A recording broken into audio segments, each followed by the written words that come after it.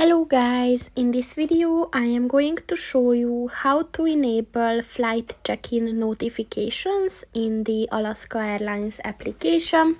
But first I just want to mention, don't forget to subscribe to my channel, because at 10,000 subscribers I am going to show you my whole YouTube revenue statistics and growth strategy, as well as how to make money online. Let's jump into it. First of all, open the application on your phone and then click on the More button at the bottom of the page on the right. And then scroll down and click on the Settings button. And then click on the App Notifications button. And within this section, look for the Flight Check-in button. And if you want to enable it, just click on the white circle next to it. And once it turns green, the notifications are on.